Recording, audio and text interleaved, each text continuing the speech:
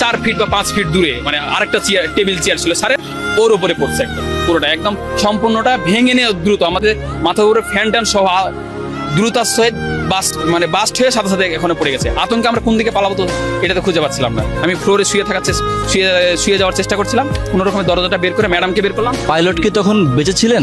আমি ওটাতে খেয়াল করিনি, ওখানে আমি বুঝতেই পারিনি যে ওটা পাইলট ছিল।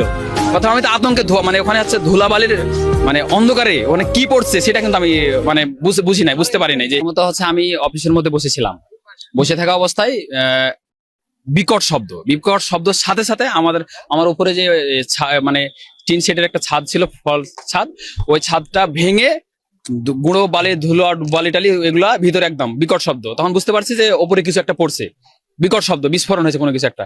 ভয়ে আতঙ্কে কোন দিকে দরজা কোন দিকে কি এটা খুঁজে পাচ্ছিলাম না। কোন রকমে বের হলাম, বের হয়ে আবার উপর দিকে তাকাচ্ছি, দেখছি এখানে কোনো কিছু নাই। পরে ডান দিকে তাকাচ্ছি, দেখছি যে ওখানে আগুন জ্বলতেছে। হ্যাঁ, পরে দেখে দিক দিয়ে ঘুরে আসলাম, ওখানে বিমান পড়ছে। ওখানে আমি বের হয়ে আসার সঙ্গে সঙ্গে রাস্তা আছে, রাস্তা থেকে সিঁড়ি থেকে নামছি, সিঁড়ি থেকে নেমে দেখতেছি একটা ডেড বডি। ওখানে ওটা সম্ভবত গার্ডিয়ান বা হয়তো টিচার মানে বড় মানুষের ডেড বডি, মস্তিষ্কের অর্ধেক নাই। প্লাস হচ্ছে তারপরে হচ্ছে একটা তার বাচ্চার একটা ডেড বডি। তারপরে হচ্ছে যে ওই বিমানটা তখন আগুন অলরেডি জ্বলে, ঠিক আছে। তখন হচ্ছে যে এই মানে ওটা যে গেটের সাইডে হচ্ছে যে ওইটা বিমানটা হয়েছে। তো ওই ধোঁয়া এবং আগুনের গেট দিয়ে বের হওয়ার কোনো সুযোগ নাই। আশেপাশের বাচ্চারা আরো সবাই অন্যান্য ক্যাম্পাসের ওরা সবাই দৌড়ায় গেল, সবাই আসলে চারি সাইড দিয়ে বাচ্চাগুলোকে 2 সাইডের ইয়েগুলো দিয়ে